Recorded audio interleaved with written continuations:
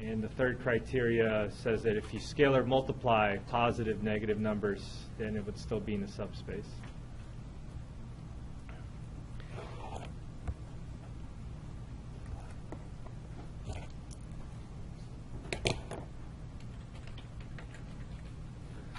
So we decided to take a look at the, oh wait, this is the book.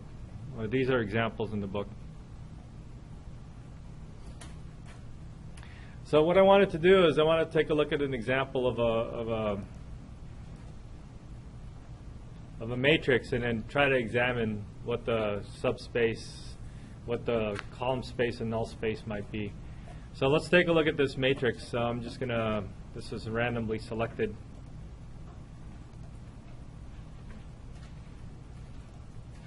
We'll answer their question. We'll go a little bit farther and try to find the column space and the null space. So they say find integers p and q such that null A is a subspace of Rp and col A is a subspace of Rq.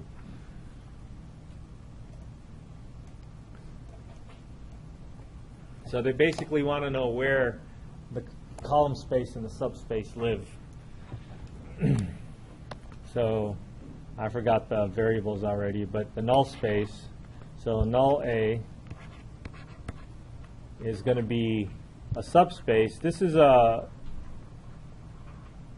symbol that they use for subset.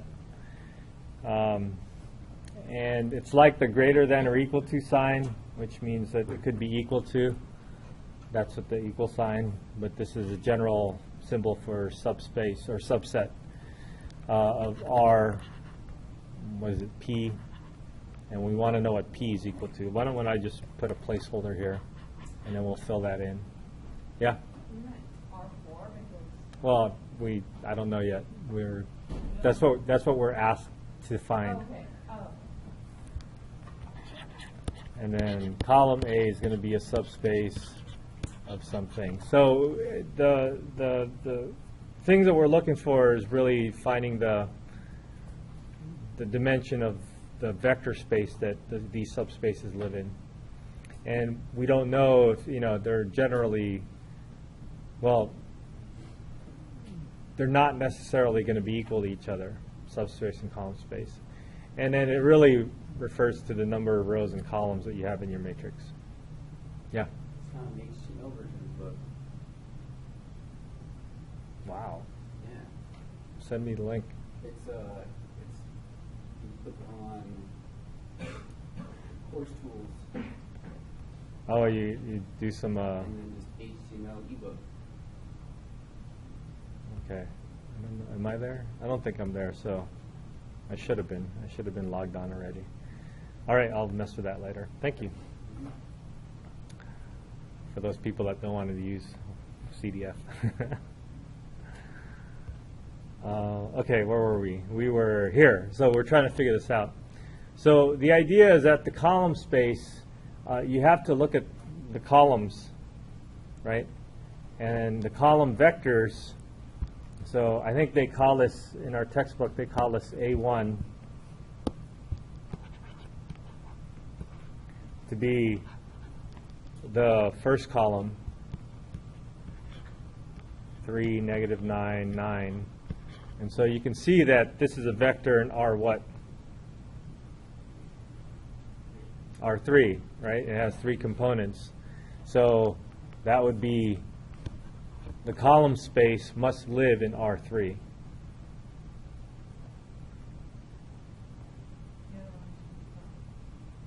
Right? Now the null space, on the other hand, the null space depends on the vectors. So AX equals 0. So the vectors that send that matrix to 0 is going to be the type of vector in the null space.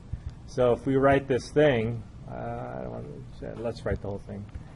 3, 2, 1, -5, -9, -4, 1, 7, 9, 2, -5, 1. And so the question is, so the question is, what vector can you multiply this by? How many places can you multiply this by? 4, right? It has to be 4 because it's the number of rows, or the number of elements in the first row has to be dotted with this. Number of elements in the second row has to be dotted with that. So it'll be x1, x2, x3, x4. I should have done this in a different color. Well, I'll just change it. And then that's going to be your null space.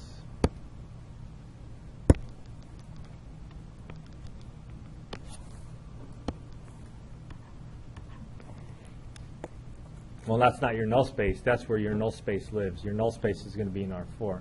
And by the way, the 0 vector here is going to have how many zeros? 3. Should have 3 zeros, right? Because there's 3 rows.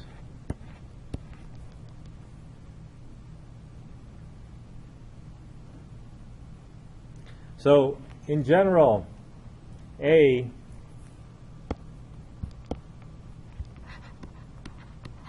is a matrix transformation, the linear transformation that transforms things from R4 to R3. It takes elements in R4 and sends them to R3. And also you can look at A as a, how many rows? 3 by 4 matrix. So look at the subscript, look at the size of the matrix in terms of rows by columns, and look at the transformation going from R1 to R whatever.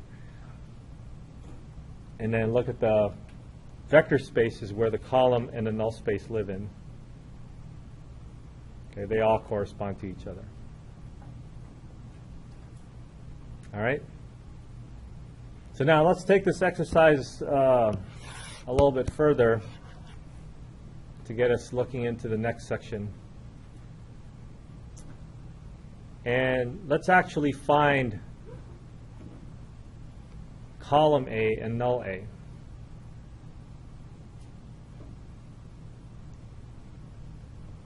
So let's find column A. Should we do that first? Oh well, let's take our A and reduce it.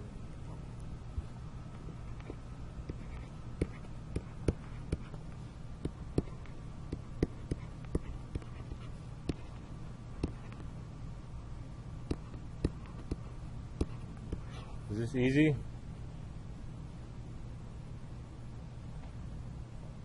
Looks like I can get rid of the first one pretty easily. Let's do that. I'll do a couple of steps here. I'm going to take 3 times R1, add to R2, and I'm going to take -3 times R1, add it to R3. So let's take a look at that resulting matrix. 3, 2, 1, minus 5. This will be 0, so 3 times 2 is 6. The answer is 2. And then 2. Again. 4.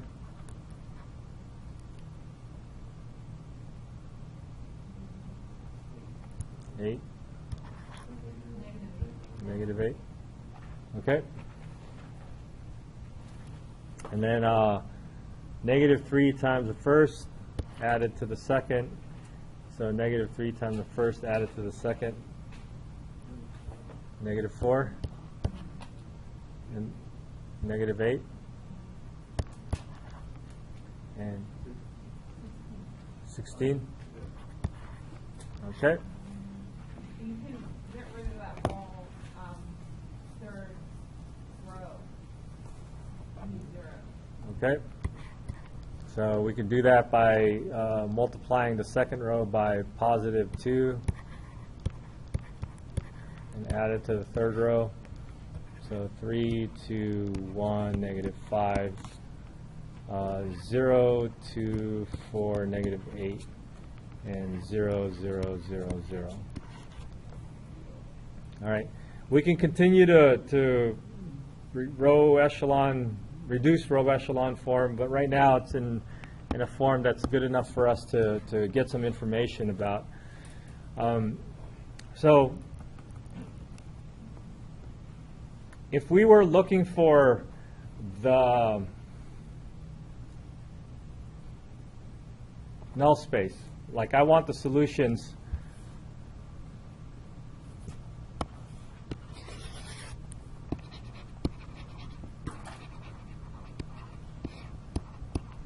so if we're looking for the null space would be all x values that would send us to 0, right? So imagine this was augmented as set equal to 0. How would you begin to solve for this problem of the null space? So you would look at the pivot columns. There's a pivot column in the first and second column, and then there's going to be free variables for the last two columns. The null space would be a plane. Yeah. So does this make sense so far? We have two pivots and two free variables. So to find a null space, this is essentially solving for the homogeneous system, right? So we're going to set x4, our x4 to be free. x3 is also free. And then we could solve for x2 and x1 by figuring out what happens here when we solve for x2 and x1. So let me write x2. It says 2x2 is equal to 0 plus negative 4x3 plus 8x4. I suppose I should have divided out by a 2 first.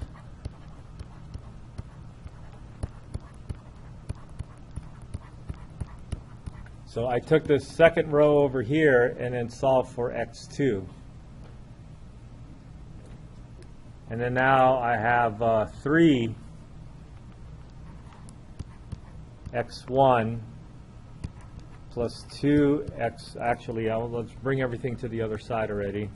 So 3x1 plus 2x2 plus x3 minus 5x4, and we'll bring all those to the other side. So the 2x2 becomes a negative, the 1x3 becomes a negative, and the negative 5 becomes a positive 5. Now x2 is also equal to something with x3 and x4, right? So let's deal with that. This is minus 2x3 plus 4x4 minus x3 plus 5x4. So let's simplify this before we divide by 3. We have, how many x3s do we have? We have 2x3 minus 1x3, so that's just 1x3. We have negative 4x4 plus 5x4, that's just 1x4. And that's what 3x1 is equal to. So x1 must equal to 1/3 x3 plus 1/3 x4. Yeah? Oh, sorry. One. In the matrix? Yeah, probably. That would probably have been a little bit easier. But I didn't do it that way, so I have to do the extra computation here if you don't reduce. Yeah? Oh, crap. Yes, I did. So now that's, see, if I would have reduced it, that probably would have caught that. So negative 2 in front of the parentheses. Let's try that again. So this would be 3x, and then 8, 5. So this is positive 3? Oh, so this is just 1 here.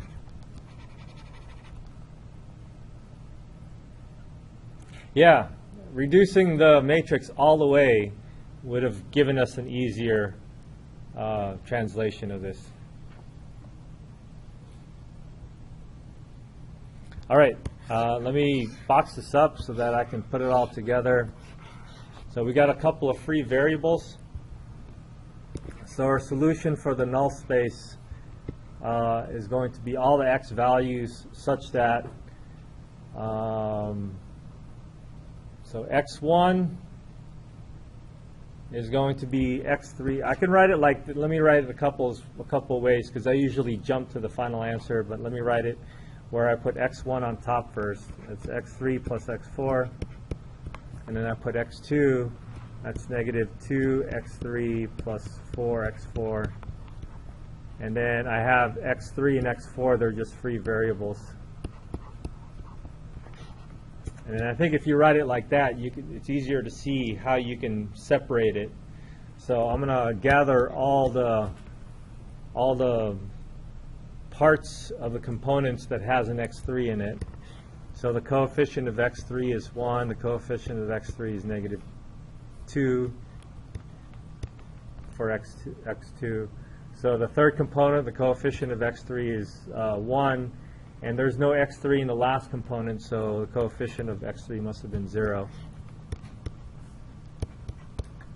And then I have the coefficient of x4. So x4, the coefficient of x4 for the first one is 1. The coefficient for x4 for the second one is 4. The coefficient for x4 for the third slot is 0 because there's no x4 and then a 1. So this is your null space. So every x value in this null space is going to send the matrix to 0.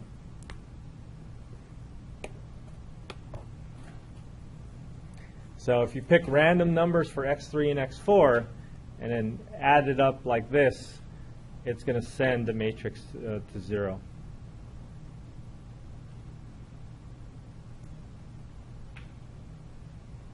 Okay?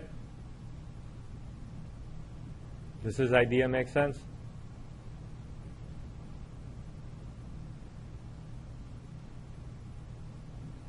Now, column space. How are we going to get a handle of the column space? That one seems a little trickier.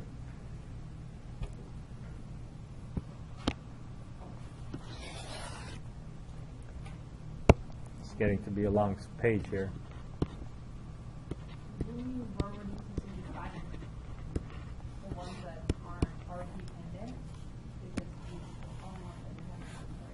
Yeah. So the column space, according to the definition, column space is a span of all the columns. So I don't know. Should I write it? I'll write it. So 3, negative 9, 9, 2, negative 4, 2, 1, 1, 5, negative 5,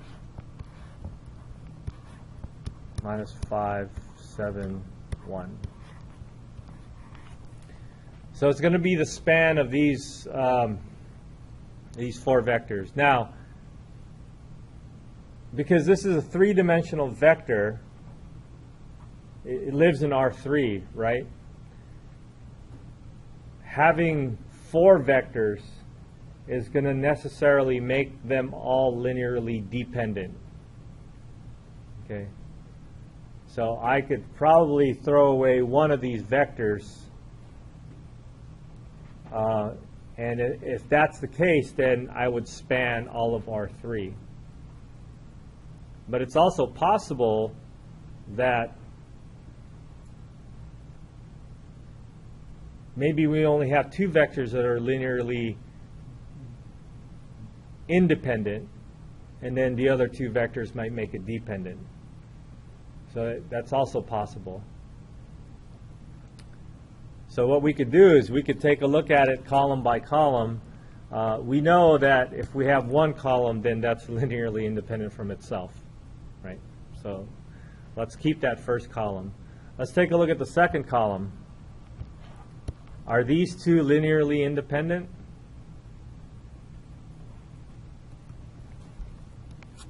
So are these two linearly independent? So one way we can check is that if we get to is 3, -9, +9 equal to some constant times 2, -4, 2.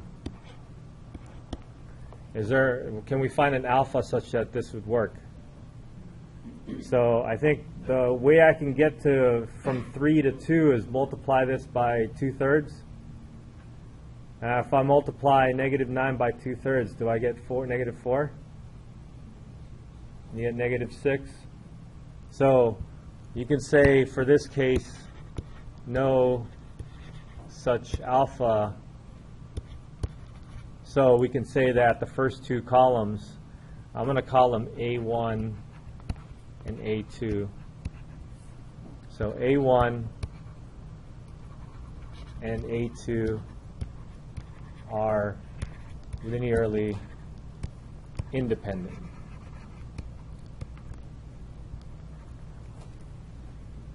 Okay.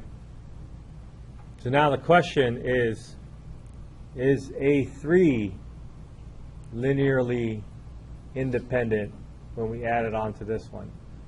So the next question would be, can I have an alpha 1, I don't know why I'm using alpha, 3 - 9, 9, plus alpha 2, 2 - 4, 2. Is that, can we find something that would make this equal to 1, 1, -5? Can we find an alpha 1, alpha 2? How would we do this problem if I randomly asked you this problem? You can put it in a matrix. We could put it in a matrix, right? How would the matrix look like? The matrix would probably look like this. So it'd be 3, 9, 9. One of them's negative, right? The middle one's negative.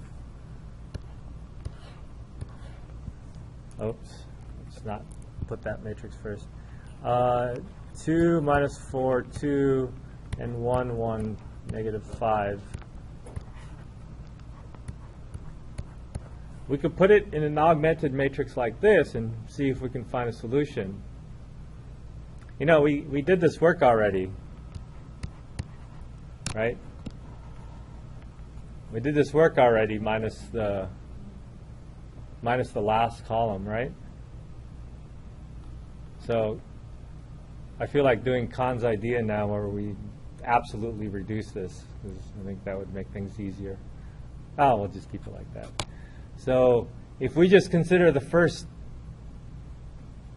3 columns, we get 3, 2, 1, 0, 2, 4, and 0, 0, 0.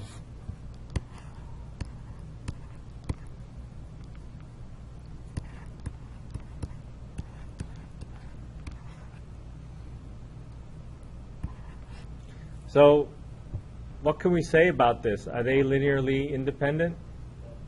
No, we got a whole row of zeros here. So not independent. So that means we can actually find values for alpha 1 and alpha 2 to get this third column. So there's only 2. It turns out that there's only 2 linearly independent vectors in our example. Only the first 2 columns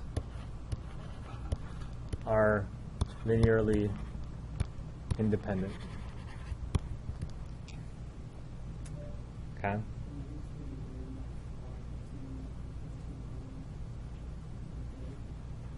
Well, the first 2 columns are independent because we kind of checked it here. Independent just means, I actually could have rewritten this as, maybe I should have put the alpha on the other side, but if you only have two vectors and you want to find out if they're linearly independent, they're linearly dependent if they're going in the same direction or opposite direction, right? So that means they're scalar multiples of each other. So if you're only checking for linear independence of two vectors, you can just check if one of them is a scalar multiple of the other. So first column A1 is a scalar multiple of A2. And then we just kind of check by saying, well, the only way I can get this to work for the first component is that if alpha was equal to 2/3. But that won't work for the second component, so that just won't work, period. So we can't find alpha so that it'll spread out like that. Yeah. Wouldn't you also be able to tell by just looking at the work we've done, seeing that there's no free variables for the first two? Well, that's the other punchline here. I didn't see that the free variables on side, so that's three. Yeah. So in our work earlier, we got the first two columns to be the pivot columns. Well, that means the first two vectors are linearly independent. And if you have a free variable here, then this was free in the end, so back to the original matrix, that's going to be dependent on the other two. Why? Because we kind of did the work over here also. If we check if the third vector was a linear combination of the other two, which we did over here, then it's linearly dependent. Yeah.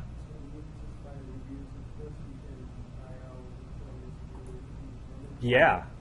So what that's saying is that all you have to do is row reduce the original matrix, and then you can find those columns that have pivots. Those are going to be the columns that are going to be linearly independent. And the columns that have free variables are going to be the columns that are dependent on the rest of them. So that's a nice, easy way for us to find these things. Okay? So we can say only two columns are linearly independent, and that's the first two columns.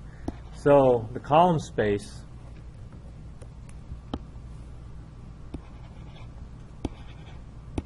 column A is equal to the span of 3, -9, 9 and 2, -4, 2. The span of these two vectors is exactly the same as the span of these four vectors, because the other two columns are linearly dependent, and that would be included in the span of these two vectors. Sounds pretty heavy, huh?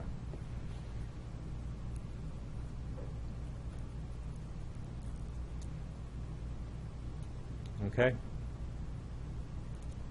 Now these vectors are going to play an important role in what we're going to talk about next, and what we're going to talk about next is counting the number of linearly independent vectors you have in your span. So I have two linearly independent vectors in the span. Although I started out with 4, I found that if we reduced it, it really is just two linearly independent vectors. Now these are 4 vectors, but they're not all linearly independent. So the number of linearly independent vectors I have is going to be important for us. I also noted, if you remember, the null space is a span of these two vectors. Writing them as a linear combination like this means that the null space is equal to the span of these two vectors, 1, -2, 1, 0, and 1, 4, 0, 1. So the null space is a span of those two vectors. So there's 2 vectors in the null, there's 2 vectors in the call column, and we end up with 4 vectors altogether. And they're all in different dimensions too, right?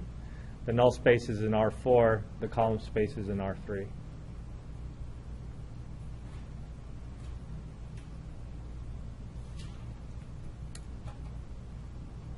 Is that pretty cool? That's pretty heavy, huh? All right. So let's see.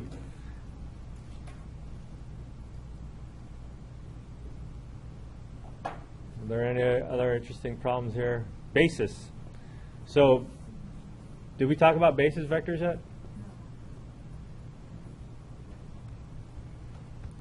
Let's take a look at my notes now.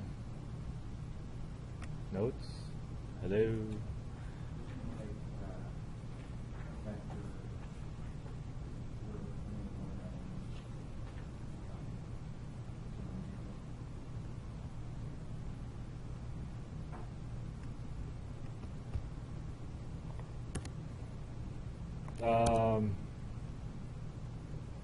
Kind of. Here's the definition of the basis vectors as what's written at the end of section 2.8. The basis vectors, the basis of a subspace is a linearly independent set that spans the whole thing, that spans the whole subspace. Oh, my little curly braces got little over here. So as a simple generic example, a basis vectors for Rn would be the standard basis vectors. The word standard there means something too. It's what we use, it's how we think of things normally. So in something that we're really familiar with, when we're talking about R2, the standard basis vectors are 1, 0, and 0, 1. Right? So E1 is equal to 1, 0, and E2 is equal to 0, 1. So that's a standard basis vectors for R2. Standard basis vectors for R3, you guys probably know them as I, J, K.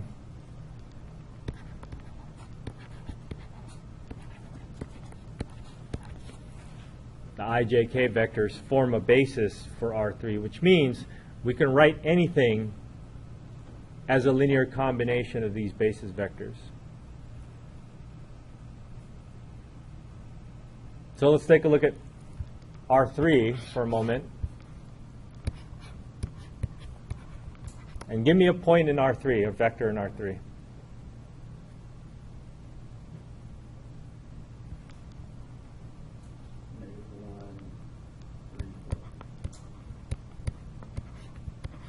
So negative 1, 3, 4 is a vector in R3. Let's put that somewhere. Negative 1, positive 3, positive 4. It's up here somewhere. So this vector over here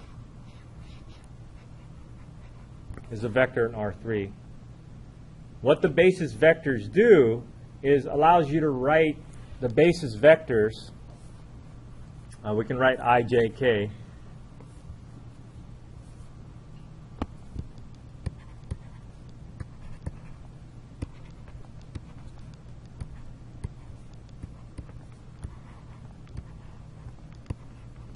The basis vectors allows you to write any vector as a linear combination of those basis vectors. So my vector is negative 1, positive 3, positive 4. So what do you think is going to go in these slots for my basis vectors if I want to scale my basis vectors?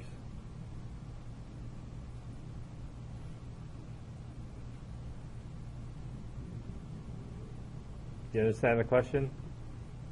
Identity matrix columns. No, no. Well, that's what those basis vectors end up looking like. But my question is, what goes in these boxes? I'll put boxes around. These are scalars. The vector, the corresponding components of the vector. The corresponding points in the vector, right?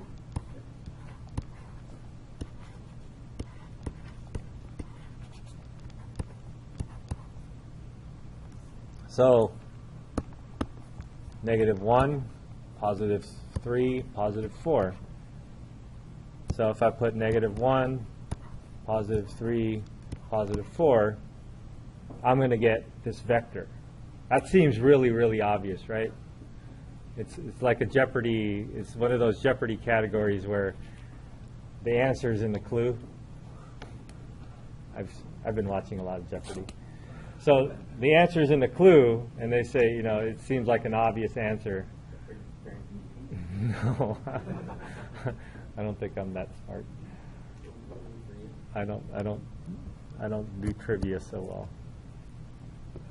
I can get about 25% of the questions over the whole, you know, the single and double. But they train. I mean, they train. I know, but I don't know how to train. I don't recall enough to be able to do that. Maybe 25 is a little too much. Maybe I'm padding myself a little bit. I'm more like 10%, 15. Anyways, yeah, it seems obvious, but the idea here is that that's why the standard basis vectors are special, is because the coefficients will end up being exactly what the components are. So the idea is that if we change the basis, vectors, then these things aren't going to be so obvious anymore. Okay? So this works out nicely for our standard basis vectors, but we're going to dig deeper into the basis vectors and try to see what they mean. Maybe we should do that now. We're in R3. Let's go back to R2 to make things a little bit easier.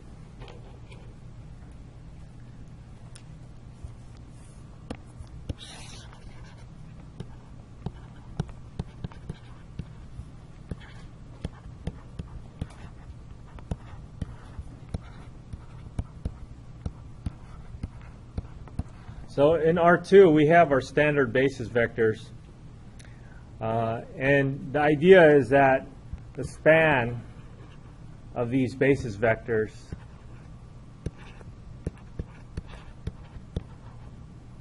is equal to the whole vector space. Right? So if I pick any point in R2, you can always give me a coefficient for E1 and a coefficient for E2 that would get me there. Right? That seems pretty obvious. So, for example, and again, an obvious stupid example, not stupid, I shouldn't say stupid. An obvious example would be like if I want to go to 20 comma -14, then this is equal to 20 times E1 plus -14 times E2, right? That's clear, I hope. So now the trick is, well, the idea is that what if I have two other vectors that would span all of R2? So what if I have two linearly independent vectors? So give me two vectors that are linearly independent.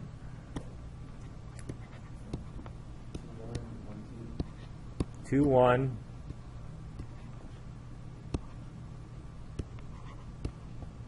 And 1, 2. They're linearly independent, right? Yeah. So if I have these two vectors, I should be able to span all of R2. So claim span of U1 and U2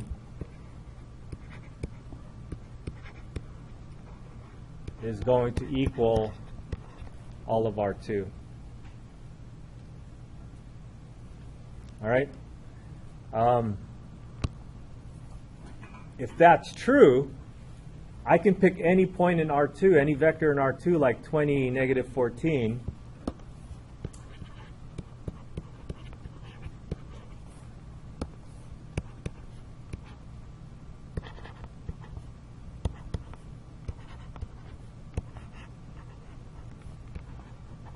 And I should be able to come up with two new coefficients for that. Right? Does that make sense?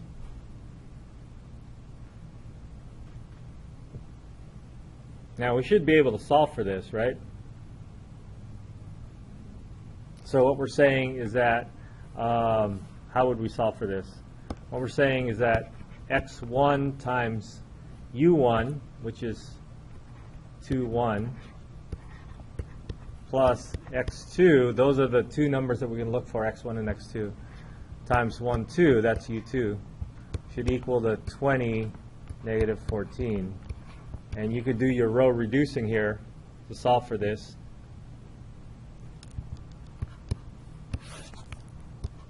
So this is equivalent to solving for 2, 1, 1, 2 with an augmented 20, negative 14. Right? So let's reduce.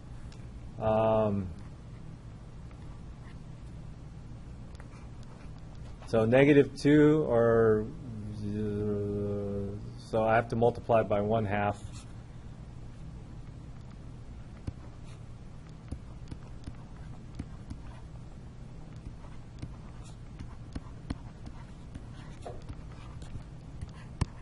And then I would subtract. So 1 minus 1 is 0. 2 minus 1/2 is 3/2. 10 minus negative 14 is positive 24. Is that right? Oh, all right. What did I do?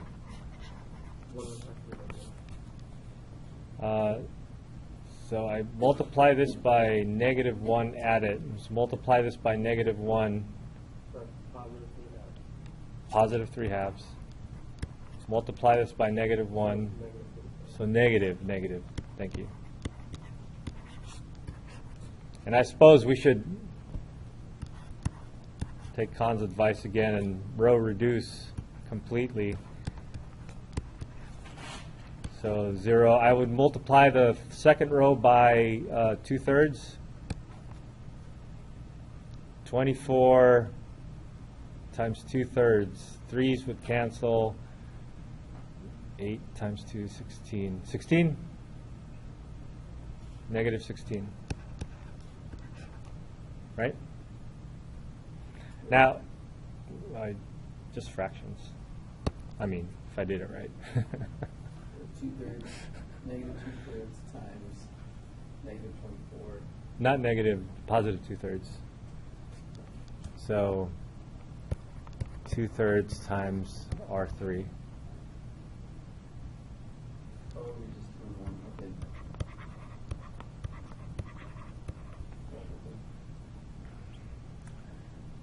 All right, so let's do one more. Let's multiply this by negative 1/2 and multiply the second row by negative 1/2 and add it to the first row.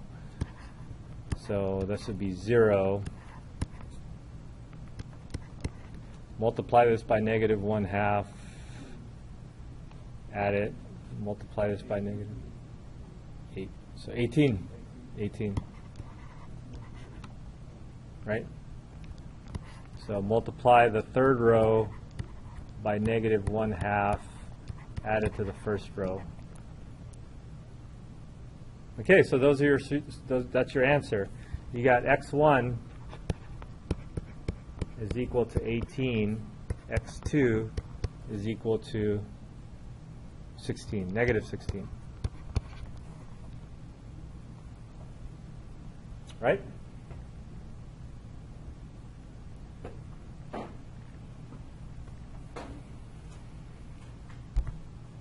So those are the two numbers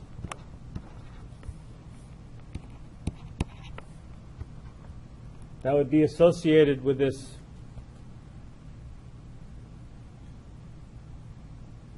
new set of basis vectors. I didn't call them a new set of basis vectors, but if we had a new set of basis vectors, U1 and U2, then this would be the number, these would be the numbers I would need to get to 20 comma negative 14. Yeah? Yeah, I randomly chose that, right?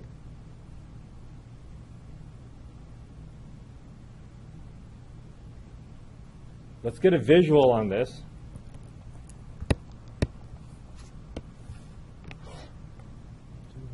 Y is negative. Now let's start with our basis vectors, our standard basis vectors.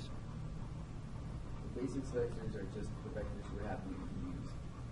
Well, the standard basis vectors, Standard, but the basis vectors, that's just a word to talk about the ones that we're talking about. yeah. So basis vectors would be the set of linearly independent vectors that span a particular space that we're dealing with. Okay.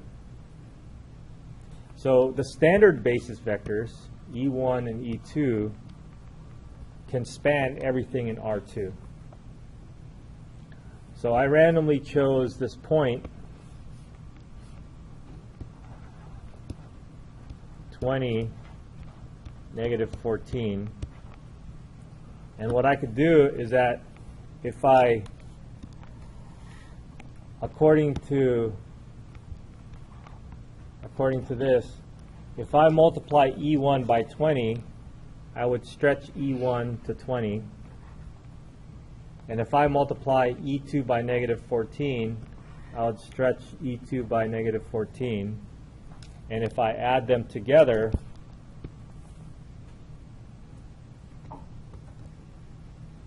We didn't prove this probably. when we were doing span.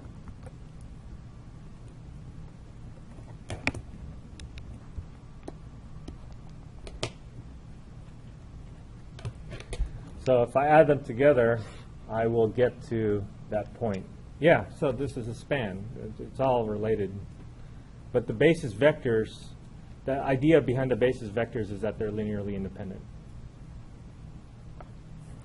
Now, if I take those other two vectors, 2, 1, so 2, 1, and 1, 2, 1, 2. If I take those two vectors,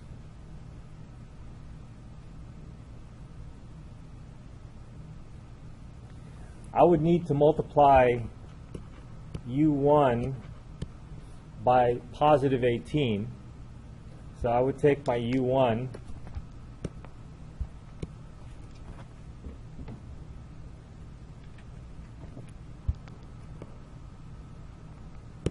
multiply it by 18. Make it bigger.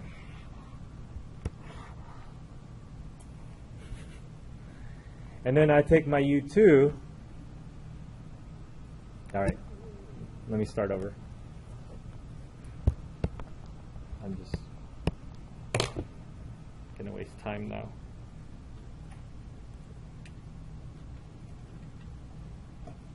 The visuals would look so cool.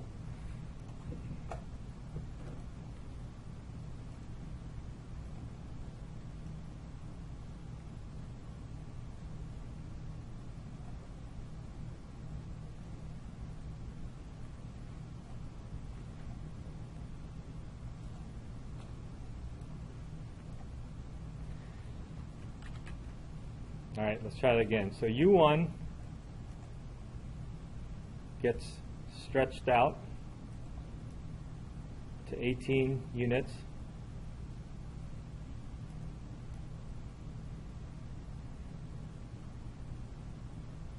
Whatever 18 units look like.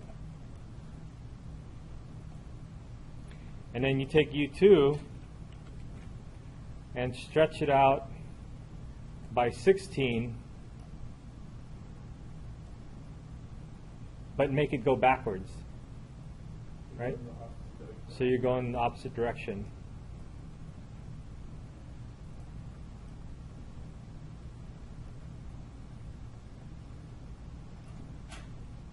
Probably need to stretch this out a little bit more.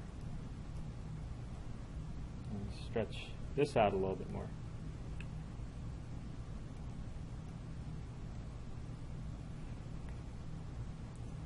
So the idea is that if I add these two, I should get to that point. Kind of. So this needs more.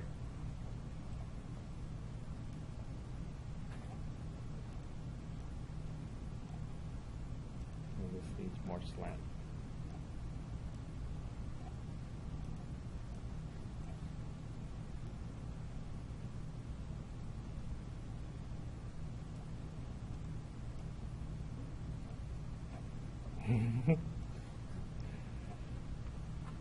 Whatever.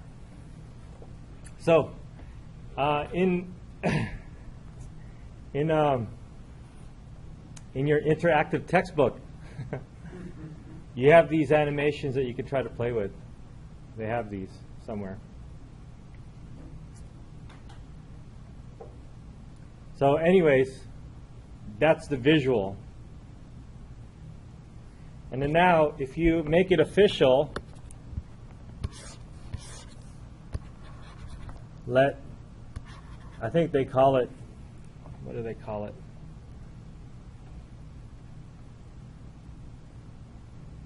They use beta for a set of basis vectors. We'll get to the theory part after we finish this thought.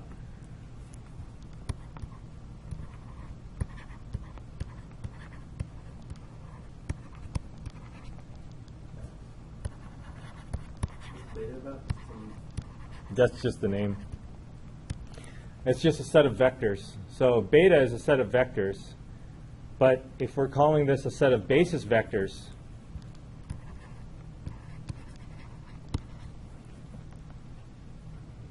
which means they're linearly independent and they span something. In this case, they span R2.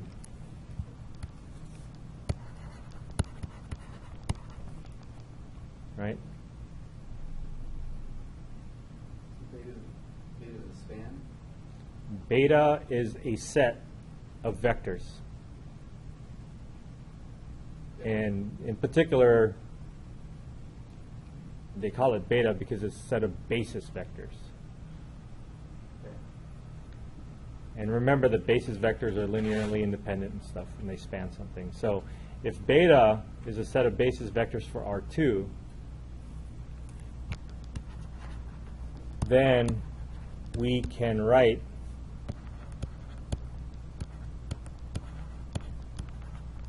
any vector in R2 as a linear combination of U1 and U2.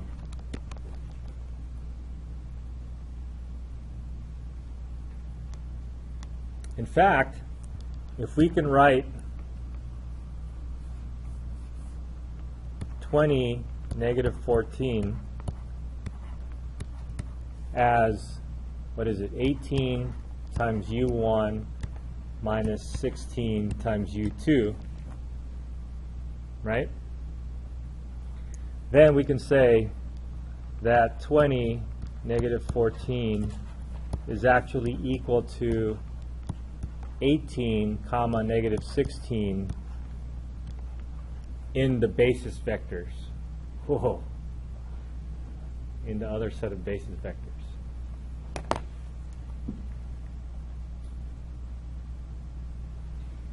So if you have a vector with a subscript down here, that means this vector relies on a set of basis vectors, and you're translating that to the other set of basis vectors.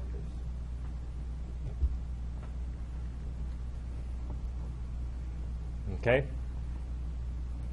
So that's a theory that we're going to go over. It's like mod. It's like mod. Another way to think about it is that I like to use this analogy in my Calc 3 class. You're somewhere in space, right? Let's say this room is our three-dimensional space, and this corner behind me is the origin. So let's say X goes along the front bottom, Y goes along the front or the side bottom, and Z goes up, right? That's the origin. So if I'm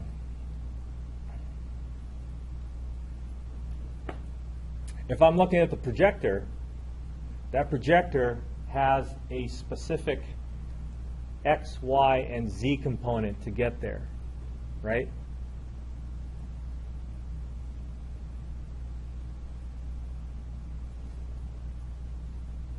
So if you want to get there from the origin, you go along the X, you go along the Y, and you go along the Z. Now, Three basis vectors. for that, because we're in three-dimensional space, Yeah. right? So, but that's like the absolute position of the thing. But now, if you're Jesse, and he's going to look at the projector, he's going to have a new set of axes. Look over there.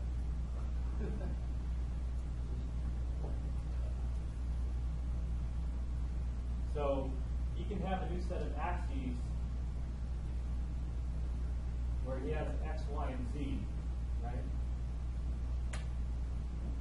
So if he's looking, actually, it might be better to do it like this, X, Y, and Z. So he's looking at the projector, and now he can define a new set of basis vectors, the X going this way, the Y going this way, and the Z going this way. It's not directly straight up now because he has his head covered. And now he has a new set of numbers to define the projector from his point of view. Does that make sense? And so based on this, he's going to have new components instead of saying, let's say 8 feet to 9 feet, and then it goes up to about 10 feet. So instead of 8, 9, and 10, his point of view is going to be different. It's probably going to be along his new x-axis, which would be about 8 feet or 9 feet from here. And it doesn't look like he's going to move along the y-axis, and it looks like the z-axis might go up a little bit. So you're saying anything stays the same between the two? I'm saying we're looking at the same point, but how you express those points are different. So how you express the point with a standard basis vector would be this. How you express that point with a new basis vector would be this. So the projector, according to the standard position, would be one thing. The projector, according to Jesse's position, would be another thing. I see, because the 2014 is the implied It's the, set of IJK. you can say it's the position using the standard basis vectors. That would be like an absolute position.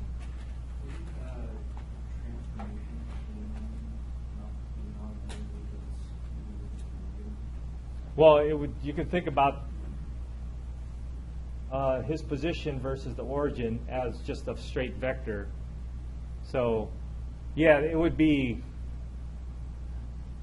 I wouldn't call it a transformation from his position. I would just call it a different basis vectors. And so, from where he's looking, I can bring that back to the origin. But I want to define a new origin where he is. It's like when you're playing games and you're doing 3D games, right?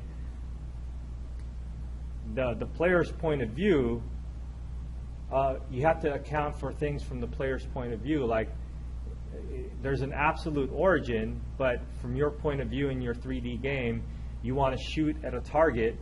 And so when you shoot at that target, your X, Y, and Z position in shooting that target is different from the X, Y, Z position in the home base. So there's always this translation to a new basis vectors that you're dealing with. Frame of reference. like the frame of reference.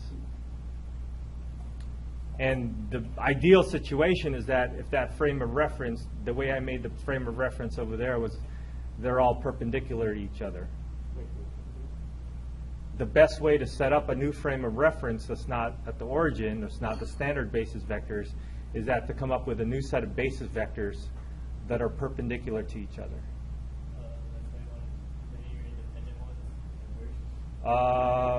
Well, yeah, they have to be linearly independent, because if they're not, then the three vectors might all lie in the same plane, and then that's not going to give you the freedom to go wider than that.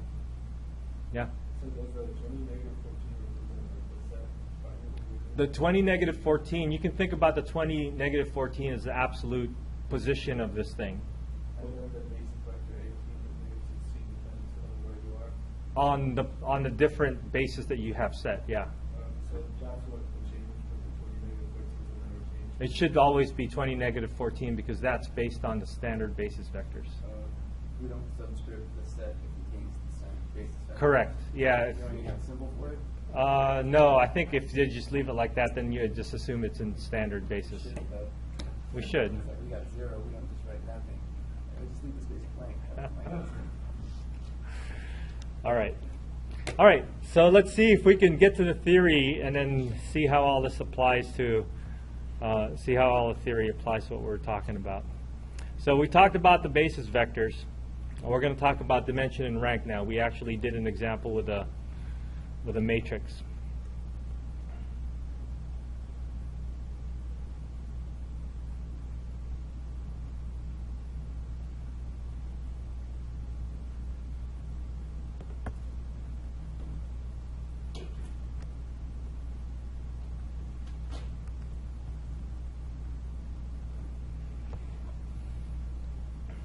So this is a little bit messy, what they're talking about here. So let's say you have a set of basis vectors. These are new basis vectors, like 2, 1, and 1, 2, or whatever it was that we had earlier. But we're going to generalize it to a p-dimensional subspace.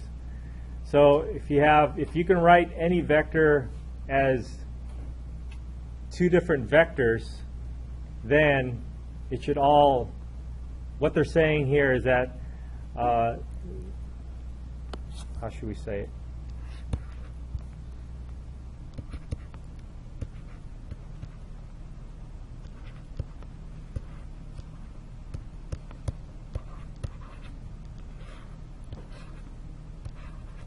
So what we're saying is that we can write any vector in absolute space as a linear combination of the basis vectors.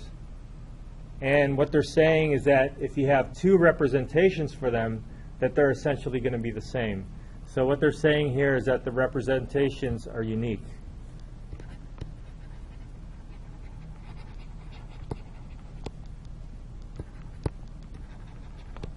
There's only one way to write it out. So in our example over here, where we wrote 20, negative 14 as 18, negative 16, there's only one way to write it, 18, negative 16. There's no other way to write that. There's no other way to get to this point with these 2 vectors aside from going 18 and negative 16. Okay? So the representation is unique. And this is just a little proof of showing that. All right? So that's one piece of theoretical aspect.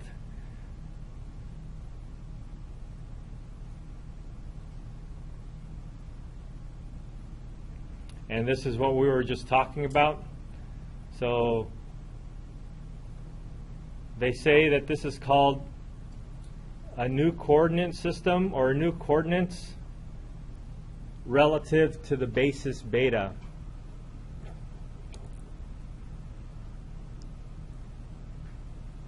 Actually, I think we want to write this differently, right? It should be beta down here. So our vector x can be written as a new vector with the coordinates, and the coordinates come from the coefficients of the linear combination of those basis vectors. And so, by the way, the basis vectors need to be set in order, so that when you find the coefficients for each of those, they would also go in order when you write them. Why do you think they just make a mistake? That one in the slide also.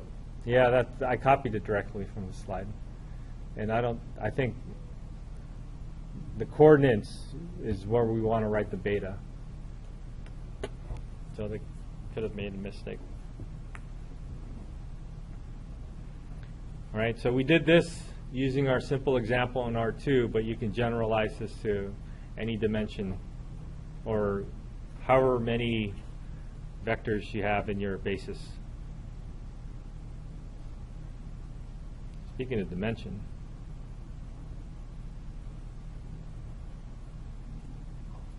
if you count the number of basis vectors you have, those are the number of linearly independent vectors that span your space. Then the number of those basis vectors is your dimension. So the dimension of a non-zero subspace is the number of vectors in any basis of H.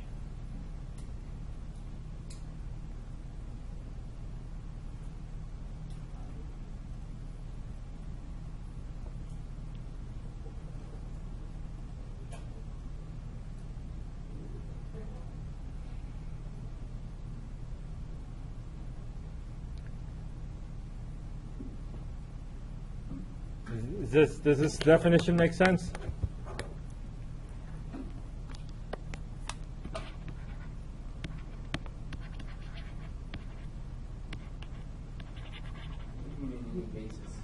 Say it again. What does it mean in any basis? Well, in R2, the example that we had, E1, E2 is the standard basis vectors for R2. And there's two linearly independent vectors that form a basis for R2 in the standard form. We also came up with those two vectors, 2, 1, and 1, 2. Oh, yeah, U1 and U2. Maybe I wrote it backwards. But here, only two linearly independent vectors. If I try to put a third vector there, it's not going to be linearly independent anymore. So this is saying any basis you choose, the number of vectors you have in your basis is going to be the dimension.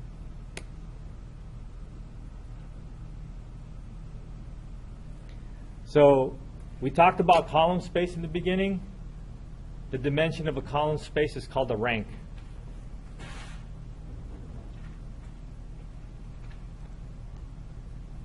The dimensions are determined by the number of vectors that make up the set.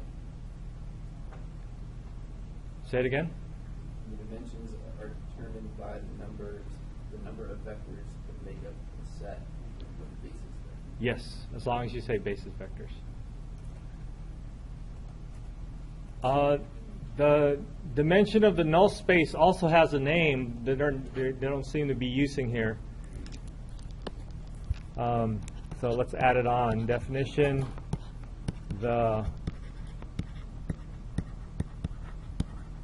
in other books it's called the nullity, is the dimension of the null space.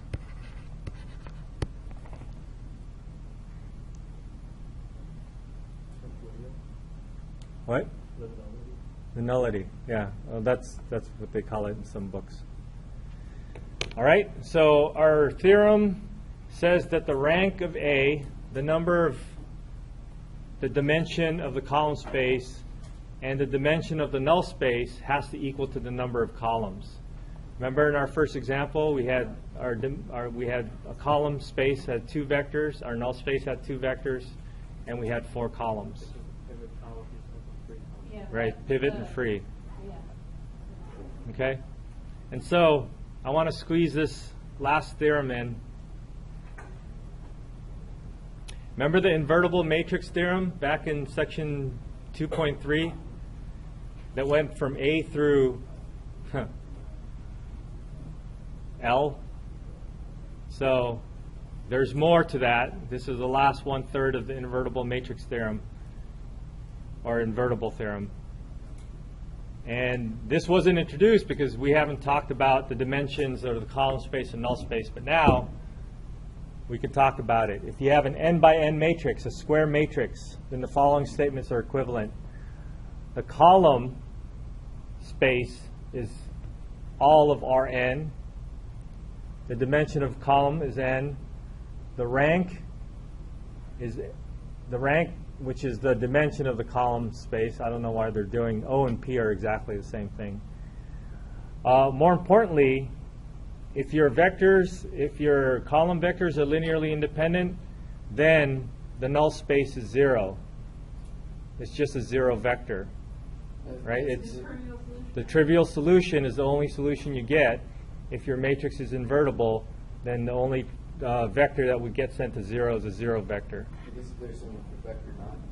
Yeah, it should be. There should be an arrow on top of 0. Okay. And then the dimension of the null space is 0 because there's no other vectors aside from the 0 vector. So this completes the invertible theorem that relates all the matrices and square matrices with the linear transformations. And if any of these are true, then your matrix is invertible. Okay. If any of these is not true, then you can just stop and say your matrix is not invertible. Whew, all right. That's it. So we have homework due tomorrow or on Sunday. 2.1 and 2.2 is due on Sunday. And then 2.8 and 2.9 will be due next Sunday, the 15th. Oh, there's going to be a quiz on Monday, too. I don't know what yet. I'll make an announcement. Fair game would be 2.1 to 2.2 and a little bit of 2.8.